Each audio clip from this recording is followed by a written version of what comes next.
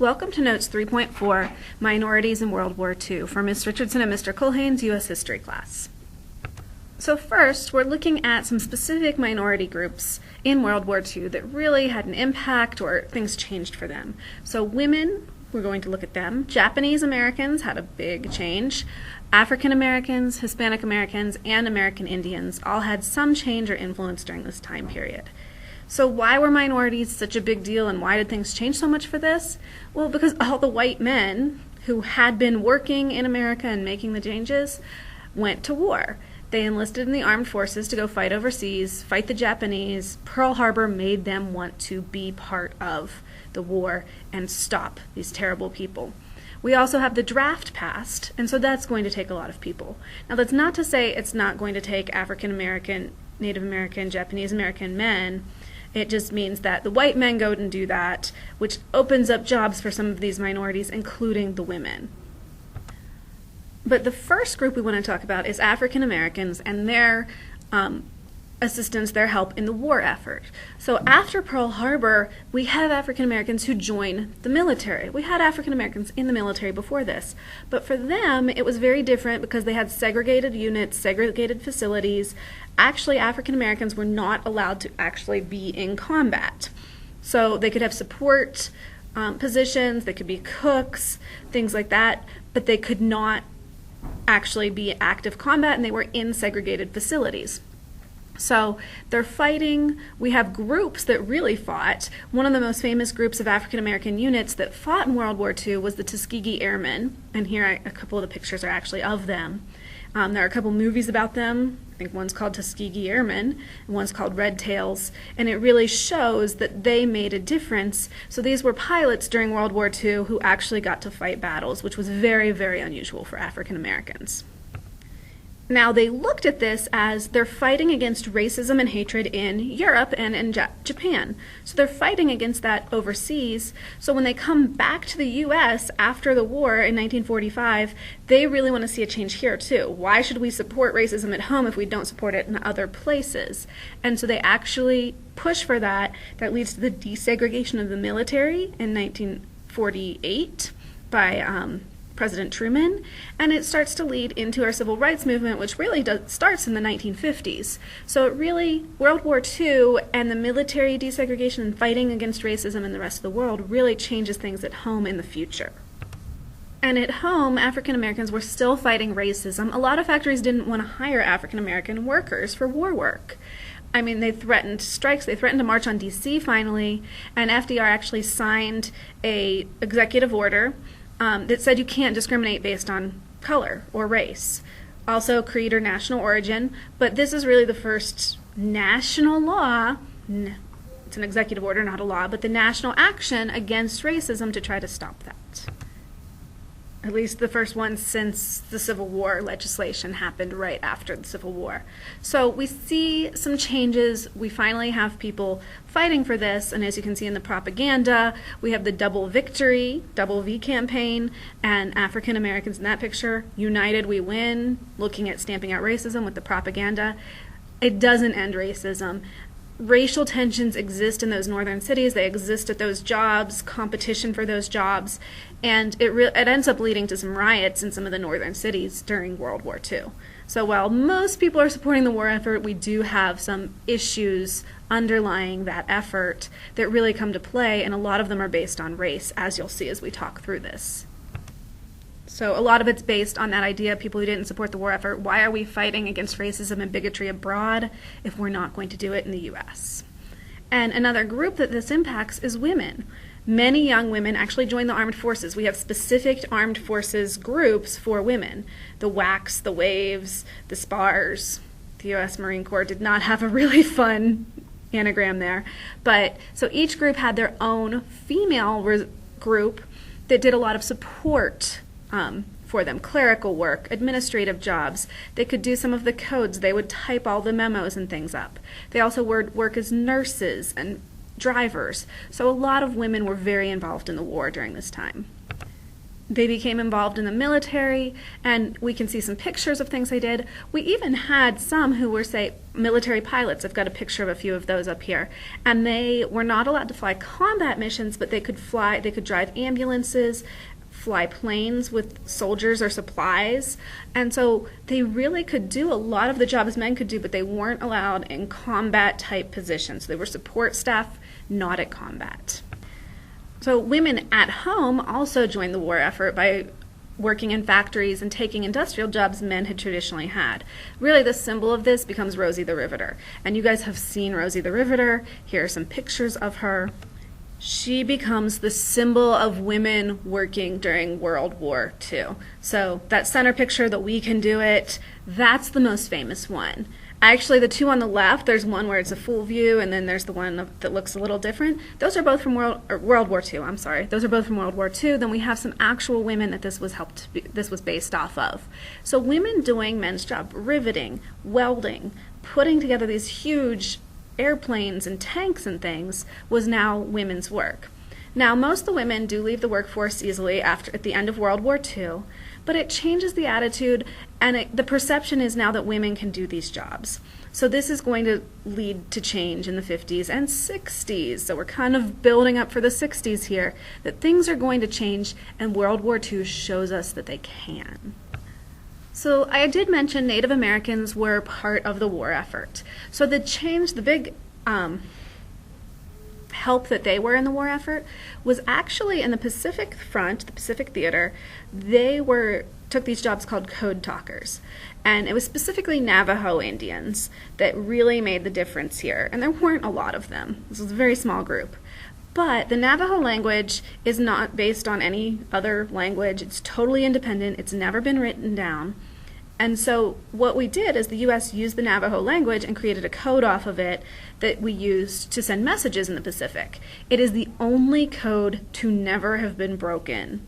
And part of that is because it was not based on anything except this language that's not based on anything. So most languages are based off of other languages. They have similarities. Navajo does not, so there was no way for them to get this code and steal these ideas.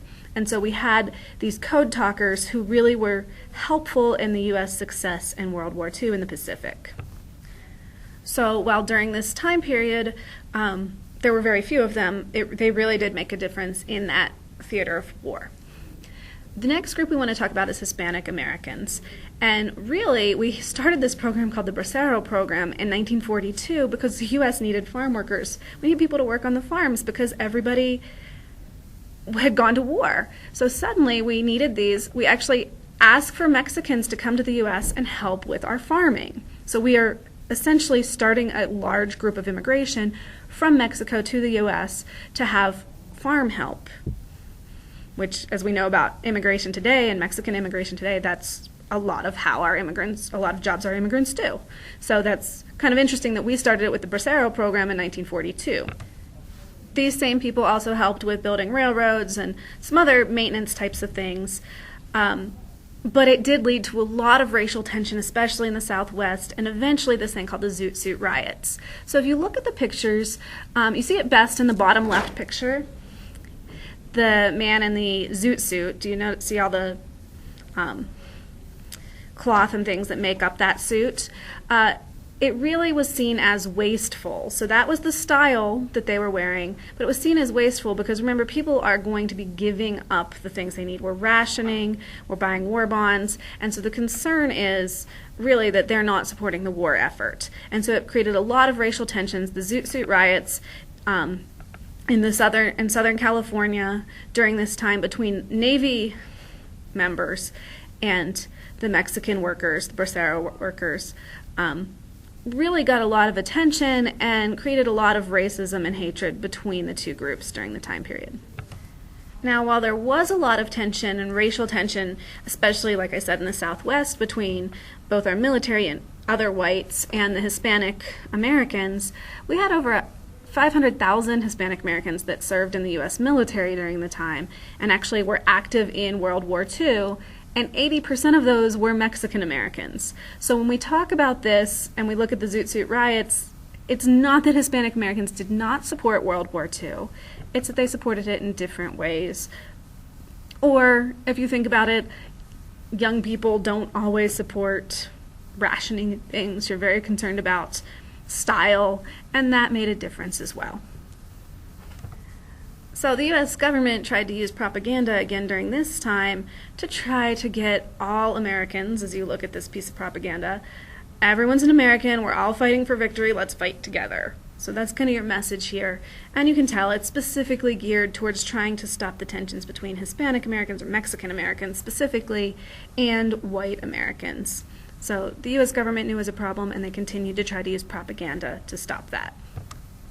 So the group that probably faced the most racism and hatred during this time was Japanese Americans. We normally don't look at them during our history, and we haven't looked at them in other wars, but because of Pearl Harbor, many Americans were afraid that the Japanese Americans were spies.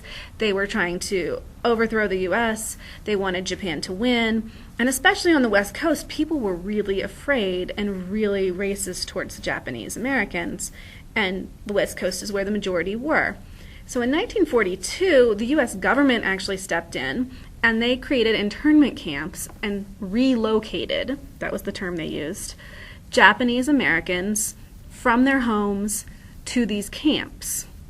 So here we can see some pictures of that, the executive orders. So they actually take, this is just from the West Coast, all of these people and move them. And that means if they had businesses, homes, cars, all of that they had to either sell or just leave behind. So they lost everything and had to move to these camps that didn't close until 1945. So you actually have, and we've got some pictures of them here, these people who are losing their homes and livelihoods and being forced to move in the U.S. because of this. So it's based on an executive order by Franklin Roosevelt. So he was not immune, and our national government was not immune to the racism and fears of the time. Now, I mean, these camps were, people were kept in them by armed guards. Often they were not ready for people to move in them when they moved the people into them. They had barbed wire around them, electric fences. You could work in the nearby towns, like you could get permission and they would bus you back and forth.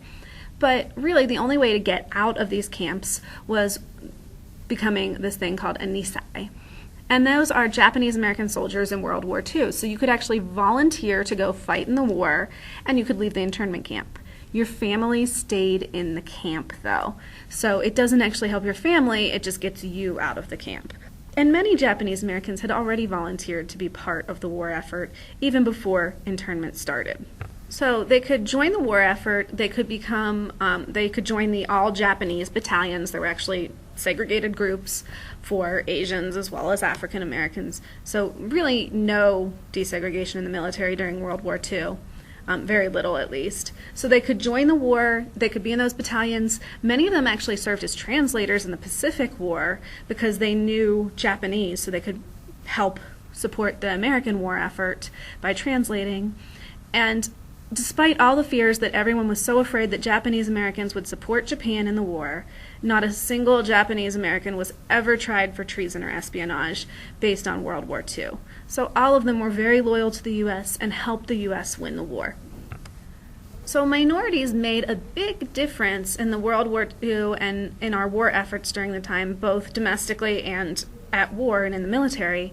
But ultimately, there was no lasting change from the 1940s. So even with the advancements they made, when the war ended, they were supposed to go back to normal and being minority groups and not having these same rights. And so women and minorities were supposed to leave their jobs, let the white men have them. But it does add that desire for change and set up this idea that they can be equal to white men. And so like I said, we really start seeing, what we'll start seeing in the 50s and especially in the 60s, is that push for more equality. And as I said before, if you go overseas and fight for no racism, no bigotry, you fight against that overseas, you want those things to stop, and then you come home and face it at home, you really see that things need to change. So World War II is going to set the stage for that, but it makes no lasting change on its own. So this is the end of Notes 3.4.